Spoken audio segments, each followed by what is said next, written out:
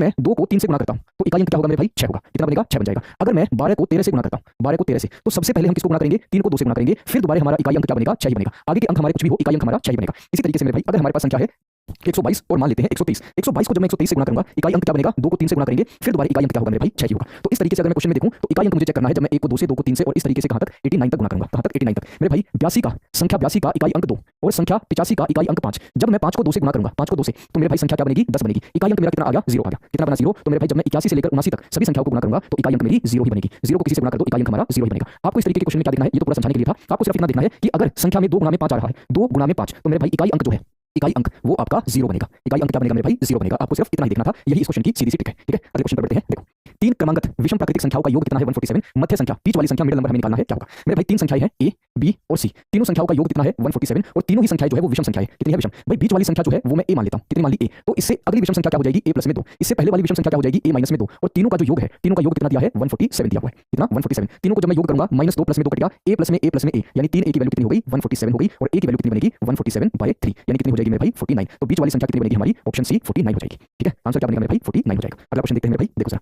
दो संख्याओं का गुणनफल 2228 है और उनका महत्तम समानुपात HCF कितना दिया है 13। इस तरीके के कितने जोड़े कितने युग्म जो है बन सकते हैं। मेरे भाई मैंने आपको बताया था कोई भी दो संख्याएं हो कोई भी दो संख्याएं उन संख्याओं को HCF की फॉर्म में कैसे लिख सकते हैं HCF गुणा में a और दूसरी संख्या को क्या लिख सकते हैं HCF गुणा में b जहां पर a और b ये जो a और b क्या है ये क्या है संख्याओं का अनुपात है। क्या है मेरे भाई संख्याओं का अनुपात है। ठीक है और दोनों संख्याओं का गुणनफल किसके बराबर दिया है 2028 के बराबर दिया हुआ है। किसके बराबर 2028 के। मेरे भाई HCF कितना है 13 यानी 13 गुणा में a दूसरी संख्या 13 गुणा में b किसके बराबर 2028 के बराबर। यहां से a गुणा में b किसके बराबर हुआ 2028 बटे में 13 गुणा में 13 होगा 13 गुणा में 13 जो कि किसके बराबर आता है मेरे भाई 12 के बराबर आता है। ऐसी दो संख्याएं जो कि अनुपात में है और जिनको गुणा करें तो कितना आए मेरे भाई 12 आए। कितना बने 12 ऐसे कितने पेयर बन सकते हैं भाई 12 को क्या लिख सकते हैं 1 गुणा में 12 लिख सकते हैं और 1 और 12 दोनों संख्याएं हमारी अनुपात में है इनको और छोटे अनुपात में नहीं तोड़ सकते। दूसरा पेयर 2 गुणा में 6 मेरे भाई 2 गुणा 6 भी 12 हो सकता है लेकिन 2 और 6 मेरे भाई और छोटे अनुपात में तोड़े जा सकते हैं 1 और 3 हो जाएंगे इसलिए 2 और 3 को हम नहीं देंगे।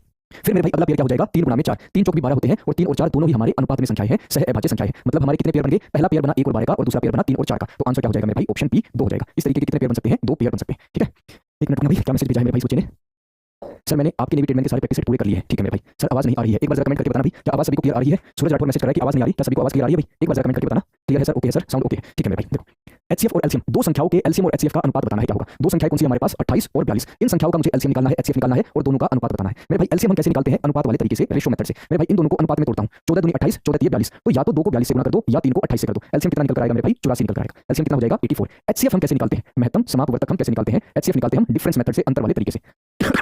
अंतर कैसे देखेंगे मेरे भाई 14 और 28 का अंतर कितना हो जाएगा 14 हो जाएगा। तो HCF या तो 14 बनेगा या 14 का कोई गुणनखंड होगा। महत्तम समानुपात HCF या तो 14 होगा या 14 का कोई गुणनखंड बनेगा। सबसे पहले देखते हैं क्या संख्या 28 जो है वो 14 से भाग हो रही है हाँ भाई पूरी भाग हो रही है। क्या संख्या 42 14 से भाग हो रही है हाँ भाई 14 42 होता है दोनों ही संख्याएं 14 से विभाजित हो रही है यानी HCF कितना निकल कर आएगा 14। LCM कितना बना मेरे भाई 84 HCF कितना होगा 14। अगर दोनों को अनुपात में देखूं 14 6 84 होता है अनुपात क्या बनेगा 6:1 हो जाएगा। आंसर क्या बनेगा मेरे भाई ऑप्शन ए हो जाएगा। ठीक है सर एयरफोर्स का बैच नहीं आएगा क्या बेटा जल्द ही एयरफोर्स का बैच आएगा एक हफ्ते के अंदर अगले 2 से 3 दिन में आपको एयरफोर्स के बैच के बारे में इंफॉर्मेशन मिल जाएगी और ये पक्का है कि आपका जो है एयरफोर्स का बैच जरूर आएगा।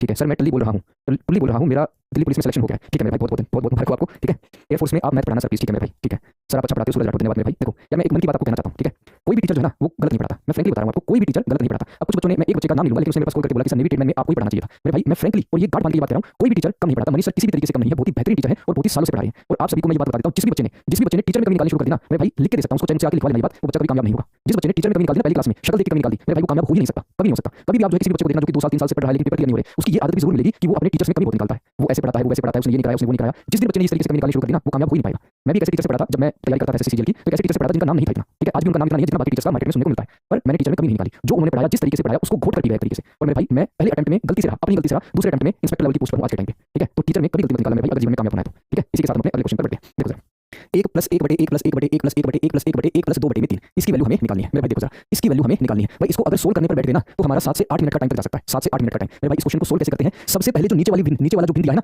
2/3 इसको लिख लो 2 और 3 लिख लिया 2/3 दिया है तो 2 और 3 लिख लिया। उसके बाद 1 2 3 4 5 5 बार 1 दिया हुआ है कितनी बार 5 बार 1 दिया हुआ है तो मेरे भाई 1 2 3 4 5 5 मैंने डैश लगा दी। अब मेरे भाई सोल्व कैसे किया जाएगा इसको 2 और 3 का योग कितना हो जाएगा 5 5 और 3 का योग कितना 8 8 और 5 का योग कितना 13 13 और 8 का योग कितना हो जाएगा 21 21 और 13 कितना हो जाएगा मेरे भाई 34। तो आंसर क्या बनेगा मेरे भाई 34/31 34/21 हमारा आंसर हो जाएगा। आंसर क्या बनेगा मेरे भाई ऑप्शन सी 34/21 हो जाएगा। ठीक है इस तरीके से सीधी सीधी हमारी ट्रिक बनती है लेकिन ये ट्रिक कब बनेगी मेरे भाई जब हमारे पास बाकी सारी वैल्यूज एक हो बाकी सभी वैल्यूज हमारे पास एक ही होनी चाहिए एक की बजाय अगर कोई और वैल्यू होगी तो हमें ट्रिक दूसरे तरीके से लगानी पड़ती है। तो ये चीज आपको ध्यान रखनी है। ठीक है अगले क्वेश्चन पर बढ़े भाई देखो जरा भाई 12 संख्याओं का औसत कितना है 9 है। यदि हर एक संख्या को 2 से गुणा कर दिया जाए और उसमें 3 जोड़ दिया जाए, 2 से गुणा करने के बाद 3 जोड़ दिया जाए तो नई संख्याओं का औसत बताना है क्या होगा। नई संख्याओं का औसत बताना है क्या होगा। इस तरीके का कांसेप्ट मैंने आपको शायद 2 क्लास पहले कराया था। यदि हर एक संख्या को 2 से गुणा किया है, यदि हर एक संख्या को ही 2 से गुणा किया है तो औसत भी हमारा 2 गुना हो जाएगा। और हर एक संख्या में मैंने 3 जोड़ा है तो अंत में मेरे भाई 3 भी जोड़ दूंगा। तो पहले औसत कितना है 9, 9 गुणा में 2 कितना हो जाएगा 18, 18 में 3 जोड़ देंगे कितना हो जाएगा 21। तो नया औसत कितना निकल कर आएगा मेरे भाई 21 हो जाएगा। आंसर कितना बनेगा मेरे भाई 21 हो जाएगा। ठीक है मेरे भाई, समझाने का तरीका थोड़ा सा लंबा हो सकता है बातों में कि भाई आपको पूरा एक्सप्लेन करता हूं, पर जब आंसर निकाल के आते हैं ना तो मेरे भाई मात्र 5 से 6 सेकंड का क्वेश्चन रह जाता है। तो आपको कांसेप्ट पर ज्यादा ध्यान देना है। ठीक है सर, एचसीएफएलसीएम की वर्कशीट नहीं डली है, डल चुकी है, आप एक बार चेक करिए। एचसीएफएलसीएम की वर्कशीट जो है वो डल चुकी है। एचसीएफएलसीएम की लास्ट क्लास की पीडीएफ में एक बार चेक करना, आपको जरूर मिल जाएगी। ठीक है अगले क्वेश्चन पर बढ़िए भाई, देखो सर। पहले 100 सकारात्मक पूर्णांकों का औसत बताना है क्या होगा। कल मेरे भाई हमने जो है योग निकाला था, कल जो मैंने प्रैक्टिस कराया था उसमें मैंने पहली 100 प्राकृतिक संख्याओं के योग का फॉर्मूला बताया था। आज हमसे क्या पूछा है, औसत पूछा है। पहली 100 प्राकृतिक संख्याओं का औसत पूछा है मेरे भाई। सीधा सीधा फॉर्मूला होता है n+1/2। औसत का फॉर्मूला क्या होता है मेरे भाई n+1/2, जहां पर n क्या है मेरे भाई नंबर ऑफ टर्म्स, कुल कितनी संख्याएं हमने ली हुई है। मेरे भाई संख्याएं कितनी है 100, 100 में 1 जोड़ देंगे और उसको 2 से भाग कर देंगे, यानी कि 101/2 किसके बराबर होगा मेरे भाई 50.5 के बराबर। आंसर क्या हो जाएगा ऑप्शन सी। आपको क्या याद रखना है मेरे भाई, सीधा सा ये फॉर्मूला n+1/2 होता है मेरे भाई। कल मैंने योग का फॉर्मूला बताया था, अगर हमसे योग पूछा हो तो योग का फॉर्मूला होता है n × में n+1/2। ये जो n है ना योग में, ये n भी हमारा इंक्लूड हो जाता है, तो ये हमारा फॉर्मूला है। ठीक है सर, मैंने आपके बैच से परसेंटेज निकाल दिया है और पूरा क्लियर हो गया है। Thank you Ravi Mishra. ठीक है मेरे भाई। सौरभ कुमार मेरे भाई, एक बार जो है आप फिर से चेक करो, एचसीएफएलसीएम की वर्कशीट डल चुकी है। अगर नहीं डली है मेरे भाई, देखो कल ही मैंने भेज दिया था, वर्कशीट जरूर डल गई होगी, नहीं डली तो एक बार मैं क्लास खत्म होने के बाद फिर से चेक कर लूंगा, मेरे हिसाब से डल चुकी है। ठीक है अगले क्वेश्चन पर बढ़िए भाई, देखो सर। 170 को 3 भागों में डिवाइड करना है, विभाजित करना है। इस अनुपात में पहला भाग है 1/2, दूसरा भाग है 2/3 और तीसरा भाग है 4/5। पहला भाग कितना है मेरे भाई 1/2, दूसरा भाग है 2/3 और तीसरा भाग है मेरे भाई 4/5। इन तीनों भागों में हमें 170 रुपए बांटने हैं मेरे भाई। इस क्वेश्चन को सोल्व कैसे किया जाता है, इस क्वेश्चन को सोल्व कैसे किया जाता है, सबसे पहले 2, 3 और 5 का हम एलसीएम लेंगे। 2, 3 और 5 का एलसीएम, एलसीएम क्या होगा मेरे भाई 30 होगा।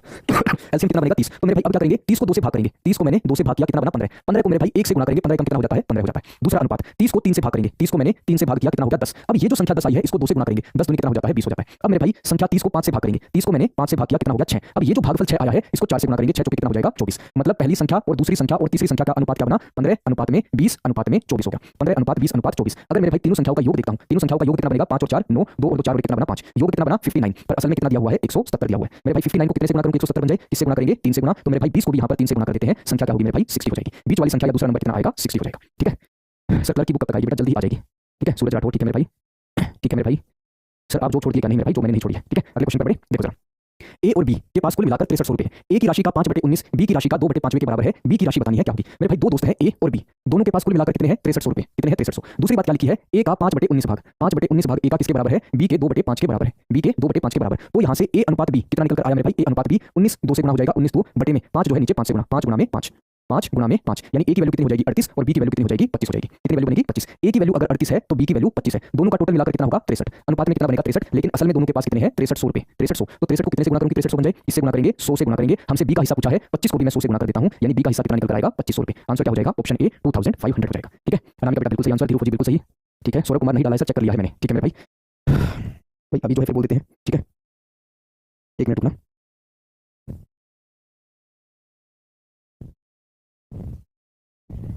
ठीक है बोल दिया मेरे भाई। चलो अगला क्वेश्चन देखते हैं। एक व्यक्ति की सैलरी वेतन 20% बढ़ा दिया जाता है, फिर उसे 20% कम कर दिया जाता है, तो वेतन में कितने प्रतिशत का परिवर्तन हुआ। ठीक है 20% का मतलब क्या होता है मेरे भाई 1/5। कितना होता है 1/5। पहले सैलरी जो है 20% बढ़ा दी, मतलब 5 से 1 बढ़ाकर कितनी कर दी 6, फिर उसे 20% कम कर दिया, मतलब 5 में 1 यूनिट कम करके कितना कर दिया 4 कर दिया। यानी शुरुआत में सैलरी 5 गुणा में 5, 5 गुणा में 5 यानी कि 25 यूनिट थी, तो बाद में उसकी सैलरी कितनी हो गई 6 गुणा में 4 यानी कि 24 हो गई। 25 से कितनी हो गई 24, यानी कुल मिलाकर उसकी सैलरी जो है 1 रुपए कम हुई, किसके मुकाबले 25 के मुकाबले। और प्रतिशत निकालने के लिए 100 से गुणा, इससे गुणा कर देंगे 100 से, 25 से कम 25, 25 के 100 यानी कितना हुआ -4%। माइनस का मतलब क्या हुआ कि 4% डिक्रीज हो गई। आंसर क्या बनेगा मेरे भाई 4% डिक्रीज हो जाएगा। ठीक है आंसर ए बिल्कुल सही है मेरे भाई, ये अच्छी बात है, सभी के सभी भाई जो है बिल्कुल करेक्ट आंसर दे रहे हैं, बहुत बढ़िया मेरे भाई। सौरभ रवि मिश्रा विकी मांझी। सर हम आर्मी का सपूत बैच लिया हूं और एयरफोर्स वाई ग्रुप की तैयारी करनी है, बताइए कैसे करें। मेरे भाई इसके ऊपर तो धर्मेंद्र सर के साथ मिलकर एक अच्छी वीडियो लेकर आएंगे ताकि आपको बताया जा सके कि दोनों ही तैयारी आप किस तरीके से कर सकते हो। ठीक है अगले क्वेश्चन पर बढ़े, देखो सर। एक इलेक्शन में 2 उम्मीदवार खड़े हैं, एक उम्मीदवार को 60% वोट मिले और वो 14000 वोटों से जीत जाता है, इलेक्ट हो जाता है, तो मेरे भाई जीतने वाले कैंडिडेट को कितने वोट मिले, जीतने वाले कैंडिडेट को कितने वोट मिले। अब एक काम करो मेरे भाई, अपनी नोटबुक में सभी के सभी अपने गांव का नाम लिख लो, यहाँ पर सभी के सभी अपने गांव का नाम लिख लो। ठीक है मेरे भाई गांव में 2 उम्मीदवार खड़े थे इलेक्शन में, 2 उम्मीदवार खड़े हैं तो एक तो जीतने वाला होगा और दूसरा जो है वोट हार जाएगा, इलेक्शन हार जाएगा। जीतने वाले को कितने मिले हैं 60% वोट मिले हैं, तो हारने वाले को 40% वोट मिले होंगे, कितने 40%। तो जीतने वाला हारने वाले को क्या कहेगा, मैं तुमसे 20% वोट आगे हूं, मतलब मैं हारने वाले से 20% वोटों से जीत गया। कितने से 20%, लेकिन असल में कितने प्रतिशत वोटों से जीता है 14000 वोटों से जीता है, मतलब 20% की वैल्यू कितनी है 14000। हमें जीतने वाले कैंडिडेट के बारे में बताना था, यानी 60% वोटों के बारे में बताना है, तो 60% की वैल्यू कितनी निकल कर आएगी 14000 बटे में 20 गुणा में कितना हो जाएगा 60 हो जाएगा। 20 से कम 20, 20 दिए 60, 14 दिए कितना होता है 42, यानी आंसर क्या हो जाएगा 42000 रुपए। मतलब जीतने वाले को कितने मिले 42000 वोट मिले। ठीक है हमसे यहाँ पर जीतने वाले के बारे में पूछा था, एक दो बच्चों ने 100% की वैल्यू निकाल दी, वो गलत है। हमसे क्या पूछा आखिर में मेरे भाई, विनिंग कैंडिडेट जीतने वाले को कितने वोट मिले, इसलिए हमें 60% की वैल्यू निकालनी है। ठीक है अगले क्वेश्चन पर बढ़े भाई, देखो जरा। 17 गेंदों को 720 रुपए में बेचने पर, 720 रुपए में 17 गेंदों को बेचने पर 5 गेंदों के क्रय मूल्य के बराबर हानि हो जाती है, क्रय मूल्य के बराबर हानि। तो मेरे भाई एक गेंद का क्रय मूल्य बताना है क्या होगा, एक गेंद का क्रय मूल्य। मेरे भाई हानि क्या होती है, हानि हानि होती है क्रय मूल्य माइनस में विक्रय मूल्य, क्रय मूल्य माइनस में विक्रय मूल्य। मेरे भाई हानि कितनी हुई है? 5 गेंदों के क्रय मूल्य के बराबर, 5 गेंदों का क्रय मूल्य। कितनी गेंद बेची हमने? 17 गेंद बेची है, तो 17 गेंदों का क्रय मूल्य लेंगे माइनस में 17 गेंदों का विक्रय मूल्य लेंगे, 17 गेंदों का विक्रय मूल्य। मेरे भाई विक्रय मूल्य को एक तरफ ले जाते हैं, क्रय मूल्य को दूसरी तरफ, तो 17 माइनस 5 कितना हो जाएगा? 12। 12 गेंदों का क्रय मूल्य किसके बराबर होगा? 17 गेंदों के विक्रय मूल्य के बराबर, और 17 गेंदों का विक्रय मूल्य किसके बराबर दिया है? 720 के बराबर दिया हुआ है। क्वेश्चन में ही किसके बराबर दिया है? 720। मतलब 12 गेंदों का क्रय मूल्य किसके बराबर है? 720 के, तो एक गेंद का क्रय मूल्य कितना हो जाएगा? 720 बटे में 12, यानी कितना निकल कर आएगा? 60। एक गेंद का क्रय मूल्य कितना था मेरे भाई? 60 रुपए। आंसर क्या हो जाएगा? 60 हो जाएगा। ठीक है, डायरेक्टली डिवाइड करके 60 होगा सर जी। यार मैं विवेक वर्मा भाई, तो यार बहुत पुराना स्टूडेंट है विवेक वर्मा, तुम्हारा पिछली बार रिटन एग्जाम भी क्लियर था है भाई, मुझे याद आ रहा है तुम्हारा नाम, तुम्हारा पिछली बार रिटन एग्जाम भी क्लियर था एयरफोर्स का है भाई, वही हो क्या आप? हिटमैन लवर, ठीक है मेरे भाई राजेश। चलो अगले क्वेश्चन पर बढ़ते हैं। देखो सर, मैंने 11 किताबें खरीदी 100 रुपए में और 10 किताबों को 110 रुपए में बेच दिया, प्रतिशत लाभ या हानि बताइए क्या होगा? लाभ या हानि प्रतिशत बताइए क्या होगा? मेरे भाई देखो, एक जगह क्वांटिटी और दूसरी जगह प्राइस, दूसरी जगह प्राइस। 11 किताबें 100 रुपए में, 11 किताबें 100 रुपए में, ये क्या होगा? क्रय मूल्य। और बेचा किस हिसाब से है? 10 किताबें 110 रुपए में, कितने में? 110। तो मेरे भाई क्रय मूल्य, इस तरीके से क्वेश्चन को सोल्व किया जाएगा मेरे भाई। 10 को 100 से गुणा कर देते हैं, यानी कुल मिलाकर क्रय मूल्य कितना आ जाएगा? 1000 रुपए। 11 को मेरे भाई 110 से गुणा कर देते हैं, यानी विक्रय मूल्य कितना हो जाएगा? 1210। यानी कुल मिलाकर मैंने 1000 रुपए में वस्तु खरीदी थी और मैंने उनको 1210 रुपए में बेच दिया। 1000 रुपए में सभी किताबों को खरीदा और 1210 रुपए में बेच दिया, यानी 121 रुपए का लाभ होगा। कितने का? 121 रुपए नहीं, 210 रुपए का लाभ, सॉरी 210 रुपए का लाभ हुआ। क्रय मूल्य 1000 रुपए के ऊपर, और प्रतिशत निकालने के लिए 100 से गुणा। मेरे भाई 2 0 से 2 0, 1 0 से 1 0, यानी कितने का लाभ होगा मेरे भाई? 21% का लाभ। आंसर क्या हो जाएगा मेरे भाई? 21% हो जाएगा। ये सर मैं वही हूं, मैं इस बार भी क्लियर है, फेस 2 का वेट कर रहा हूं। ठीक है मेरे भाई, एयरमैन विवेक वर्मा ये जो है काफी पुराना स्टूडेंट है हमारा, पिछली बार मुझे ध्यान था कि इस बच्चे का रिटन क्लियर है और ये फेस 2 के रिजल्ट की वेट कर रहा है। मतलब इस बार भी अगर ये पेपर देगा तो कंफर्म है कि एग्जाम क्लियर करके ही आएगा। और भी बहुत से मिलेंगे जिन्होंने रिटन एग्जाम क्लियर कर रखा होगा और जो अपने फेस 2 के रिजल्ट की वेट कर रहे होंगे, है ना। चलो अगले क्वेश्चन पर बढ़ते हैं। देखो जरा, एक आर्टिकल को, एक वस्तु को 920 रुपए में सूचीबद्ध किया गया, मतलब अंकित मूल्य कितना है? 920 रुपए। उसके ऊपर दो क्रमांक छूट के बाद उसे 742.90 रुपए में बेचा गया, 742.90 में। ठीक है, यदि पहला डिस्काउंट 15% का है तो दूसरा डिस्काउंट बताइए क्या होगा? दूसरा छूट प्रतिशत बतानी है, क्या होगी? देखो मेरे भाई, अंकित मूल्य कितना है? 920, पहली छूट कितनी है? 15% की। अगर मेरे भाई 15% की छूट है, मतलब वस्तु को 85% पर बेचा होगा। कितने पर? 85% पर बेचा होगा। 85% का मतलब क्या हुआ मेरे भाई? 17 बटे में 20 में बेचा होगा। 1 0 से 1 0 कट गया, 2 से गया 1, 92 कितने पर जाएगा? 40 पर। कितने पर जाएगा? 40। यानी 40 को किससे गुणा कर देते हैं? 17 से गुणा। 7 के 42, 4 हासिल, 7 चौक 28, 6 एकम 6 6 और 4 10 और 8 18, ऊपर हासिल 1, कितना बना? 3। कितना बना मेरे भाई? 782। यानी पहले डिस्काउंट के बाद विक्रय मूल्य कितना निकल कर आया? 782 रुपए निकल कर आया। लेकिन ग्राहक ने क्या किया? भाई मुझे जो है एक डिस्काउंट और दे दो, 782 रुपए ज्यादा है, मुझे एक डिस्काउंट, एक छूट और चाहिए। दुकानदार ने कहा भाई मैं तुम्हें एक छूट और देता हूं, तुम वस्तु को जो है 742.90 रुपए में खरीद कर ले जाओ, 742.90 रुपए दे दो और जो है वस्तु को ले जाओ। मतलब दूसरी छूट कितने की है? 39.10 रुपए की छूट है। कितने की? 39.10 की। किसके ऊपर छूट बनी है मेरे भाई? 782 के ऊपर। किसके ऊपर? 782 के ऊपर। और प्रतिशत निकालने के लिए 100 से गुणा कर देंगे। किससे गुणा कर देंगे? 100 से। सोल्व करके देख लेना मेरे भाई, 5% आंसर आता है। आंसर क्या हो जाएगा मेरे भाई? 5% निकल कर आएगा। ठीक है सर जी, एयरफोर्स का बैच, न्यू बैच कब आएगा? बेटा कल नहीं तो परसों नए बैच की अनाउंसमेंट हो जाएगी। धर्मेंद्र सर जो है इसके ऊपर जल्दी ही एक वीडियो लेकर आएंगे और अगले एक हफ्ते में इसकी क्लासेस जो है शुरू हो सकती है। अगले एक हफ्ते में इसकी क्लासेस शुरू हो जाएंगी। ठीक है, चलिए अगले क्वेश्चन पर देखो सर। 400 रुपए की राशि 4 वर्षों में 480 रुपए हो जाती है। यदि ब्याज की दर प्रतिशत में 2% की वृद्धि हो जाए तो वह राशि कितनी हो जाएगी? तो वह राशि कितनी हो जाएगी मेरे भाई? ये है कोई गोलू बच्चा, क्या नाम है? गोलू। गोलू ने जो है गोलू ने बैंक से 400 रुपए उधारी ले लिए। कितने रुपए? 400 रुपए उधारी ले लिए और 4 वर्षों के बाद बैंक में 480 रुपए दिए। कितने रुपए दिए? 480 रुपए। ठीक है, क्वेश्चन क्या कह रहा है कि अगर 2% ब्याज ज्यादा देना पड़ता, 2% ब्याज ज्यादा देना पड़ता तो गोलू को कितने रुपए बैंक में जमा करने पड़ते? मेरे भाई 2% ब्याज, यानी पहले वर्ष भी 2% ब्याज ज्यादा देता, दूसरे वर्ष भी 2% ब्याज ज्यादा देता, तीसरे वर्ष भी 2% ब्याज ज्यादा देता और चौथे वर्ष भी 2% ब्याज ज्यादा देता, यानी कुल मिलाकर 8% ब्याज जो है ज्यादा देना पड़ता। और ये 8% ब्याज किसके ऊपर लगेगा? 400 रुपए के ऊपर लगेगा, क्योंकि बैंक से उधारी कितने लिए थे? 400 रुपए उधारी लिए थे। तो 400 का जब मैं 8% निकालता हूं, 400 का 8% कितना हो जाएगा? 32 रुपए हो जाएगा। मतलब इस गोलू को 32 रुपए जो है ज्यादा ब्याज देने पड़ते। कितना? 32। पहले कितने लौटाए थे? 480 रुपए लौटाए थे, 480 में 32 रुपए ज्यादा देने पड़ते, यानी कुल मिलाकर कितने हो जाते? 8 9 10 11 512 रुपए, यानी उसे जो है 512 रुपए बैंक में जमा करने पड़ते। ठीक है, आंसर क्या हो जाएगा मेरे भाई? 512 हो जाएगा। 39 कहां से आया सर? बेटा 39 नहीं है, वो 39.10 है। 782 रुपए की वस्तु को हमने 742.90 रुपए में बेचा है, 742.90 रुपए में 782 में से 742 हटाएंगे, 39.10 रुपए की छूट निकल कर आती है। 39.10 रुपए की छूट। इस क्वेश्चन में फिगर कुछ इस तरीके से कि थोड़ी सी आपको कैलकुलेशन करनी पड़ रही है, तो आप थोड़ा सा कैलकुलेशन इसके ऊपर खुद से करके देखना। ठीक है, अगले क्वेश्चन पर बढ़े भाई, देखो जरा। हाँ भाई, इस क्वेश्चन पे जो है स्टार मार्क लगा लेना मेरे भाई, कंपाउंड इंटरेस्ट का अच्छा क्वेश्चन है, इसके ऊपर स्टार मार्क लगा लो मेरे भाई। किसी निश्चित प्रिंसिपल पर दूसरे वर्ष का जो ब्याज है वो कितना है? 132 रुपए 10% के हिसाब से। 10% के हिसाब से दूसरे वर्ष का जो चक्रवृद्धि ब्याज है वो कितना है? 132 रुपए। मूलधन यानी कि प्रिंसिपल हमें निकालना है, क्या होगा? ठीक है मेरे भाई, जब भी आपको ब्याज की दर प्रतिशत दी हो, रेट परसेंट कितना दिया है? 10%। 10% का मतलब क्या होता है? 1/10। कितना होता है मेरे भाई? 1/10। यहाँ पर 1/10 का जो डिनोमिनेटर है, हर जो है उसको पकड़ लो, उसको लिख लिया मैंने 10, और इसकी घात, इसकी पावर कितनी कर देंगे? जितने हमें वर्ष दिए हुए। कितने दिए हुए? 2 वर्षों की बात है तो 10 की पावर 2 कर दिया। 10 की पावर 2 यानी कितना होगा? 100। मतलब मूलधन में कितना मान लेता हूं? 100 रुपए मान लेता हूं। मूलधन मैंने कितना मान लिया? 100 रुपए मान लिया। ठीक है, अब मेरे भाई 100 रुपए के ऊपर 10% या 1/10 के हिसाब से पहले वर्ष ब्याज कितना हो जाएगा? 10 रुपए हो जाएगा। कितना ब्याज बनेगा? 10। दूसरे वर्ष 100 रुपए के ऊपर 10% के हिसाब से या फिर 1/10 के हिसाब से ब्याज कितना होगा? 10 रुपए होगा। लेकिन चक्रवृद्धि ब्याज में ब्याज के ऊपर भी ब्याज लगता है, ब्याज के ऊपर भी ब्याज लगता है। तो मेरे भाई दूसरे वर्ष पहले वर्ष के 10 रुपए के ऊपर ब्याज लगेगा 10% के हिसाब से या 1/10 के हिसाब से। 10 का 1/10 निकालूंगा, कितना हो जाएगा? 1 रुपए। तो मेरे भाई दूसरे वर्ष का ब्याज कितना बना? 10 और 1 11 रुपए हो गए। दूसरे वर्ष का ब्याज कितना बना? 11 रुपए। लेकिन दूसरे वर्ष का ब्याज कितना दिया है? 132 रुपए दिया हुआ है। मतलब हमारा जो 11 रुपए है वो किसको बता रहा है? 132 को। तो एक यूनिट की वैल्यू कितनी हो जाएगी? 132 बटे में 11, इसके बराबर हो जाएगी 12 के बराबर। एक यूनिट की वैल्यू कितनी आ गई? 12 आ गई। तो ₹100 जो हमने मूलधन माना था उसको भी मैं 12 से गुणा कर लेता हूं, यानी प्रिंसिपल मूलधन कितना निकल कर आया ₹1200। आंसर क्या हो जाएगा मेरे भाई? ₹1200 हो जाएगा। इस क्वेश्चन में मेरे भाई जो बात समझने की थी वो क्या थी कि हम मूलधन कितना मानेंगे, ये बात आपकी समझने की थी। ठीक है, उसके बाद तो सिर्फ कैलकुलेशन थी, लेकिन बात क्या समझनी थी कि मूलधन हमने कितना माना वो मैं एक बार आपको फिर से समझाता हूं। ब्याज की दर प्रतिशत R% कितना है? 10%। 10% का मतलब मेरे भाई 1/10। यहाँ जो डिनोमिनेटर है ना 10, इसको लिख लिया और उसकी कितनी पावर कर देंगे, कितनी घात कर देंगे जितने हमें वर्ष दिए हुए हैं। तो 10 की पावर 2 कितना हो जाएगा मेरे भाई? 100 हो जाएगा। मतलब मूलधन हम कितना मानेंगे? ₹100 मानेंगे। मूलधन कितना मानकर चलेंगे? ₹100 मानकर। अब जब हमने ₹100 मान लिया, अब हमारी सिर्फ और सिर्फ कैलकुलेशन निकल कर आई। ठीक है, अगले क्वेश्चन पर बढ़े।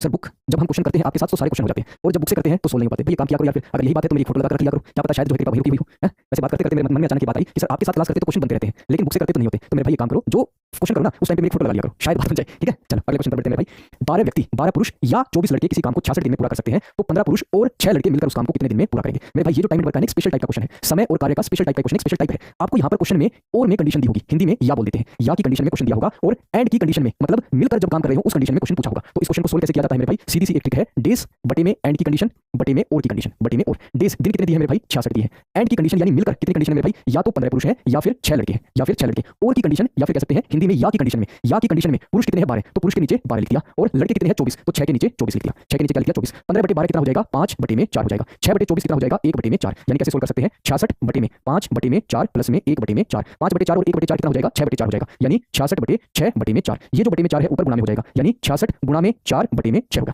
बटे में 6। मेरे भाई इसको सोल्व कर लेते हैं। 6 से गया 1, 66 कितने पर जाएगा? 11 पर, 11 चौके कितना हो जाएगा? 44। आंसर क्या बनेगा मेरे भाई? 44 हो जाएगा। आंसर कितना बनेगा? 44 हो जाएगा। ठीक है, अगले क्वेश्चन पर बढ़े भाई। देखो सर, ए किसी काम को 20 दिन में कर सकता है, बी उसी काम को 12 दिन में पूरा कर सकता है। ए ने अकेले काम को शुरू किया, लेकिन 4 दिन के बाद बी जो है शामिल हो गया। जब तक काम जो है पूरा नहीं हुआ, जब तक काम पूरा नहीं हुआ तो काम कितने दिन में पूरा हो गया? देखो, ए जो है किसी काम को 20 दिन में पूरा कर सकता है, बी जो है उसी काम को 12 दिन में पूरा कर सकता है। तो भाई कुल कार्य टोटल वर्क कितना मानूंगा? 20 और 12 का एलसीएम यानी कितना हो जाएगा? 60। मतलब टोटल वर्क कितना निकल कर आया? 60। तो यहाँ से ए और बी की क्षमता कितनी होगी? ए की क्षमता कितनी हो जाएगी? 3, और बी की क्षमता कितनी? 5। 20 को 3 से गुणा करेंगे 60, 12 को 5 से गुणा करेंगे 60, तो ए और बी की क्षमता कितनी? 3 और 5, और दोनों की क्षमता मिलाकर कितनी हो जाएगी? 8 हो जाएगी। ठीक है, अब क्वेश्चन में क्या कहा है? ए ने काम को शुरू किया, ए की क्षमता कितनी है? 3, और उसने कितने दिन तक काम किया है? 4 दिन तक काम किया। तो 3 की क्षमता से 4 दिन तक कितना काम कर लिया? 12 यूनिट काम कर लिया। तो मेरे भाई शेष काम कितना रहेगा? शेष काम टोटल 60 में से 12 माइनस कर देता हूं, यानी 48 रुपए अभी भी कमाने हैं। और ये 48 रुपए कौन कमाएगा? अब ए और बी दोनों मिलकर कमाएंगे, दोनों मिलकर, और दोनों की मिलाकर क्षमता कितनी है मेरे भाई? 8 है। 48 रुपए कमाने हैं 8 की क्षमता से, समय कितना लगेगा? समय होता है मेरे भाई कार्य बटे में क्षमता। 48 बटे में 8 यानी कि 6 दिन। मतलब ए ने 4 दिन काम किया, उसके बाद दोनों ने मिलकर 6 दिन काम किया, यानी टोटल मिलाकर कितना टाइम हो गया? 10 दिन हो गए। आंसर क्या हो जाएगा मेरे भाई? 10 डेज हो जाएगा। ठीक है, 6 दिन नहीं होगा मेरे भाई, टोटल टाइम की बात की गई है। काम कब तक चला? टोटल टाइम की बात की गई है, ना कि मेरे भाई बाकी बचे हुए काम की बात। तो 6 दिन इसका आंसर नहीं बनेगा। आंसर कितना होगा? 10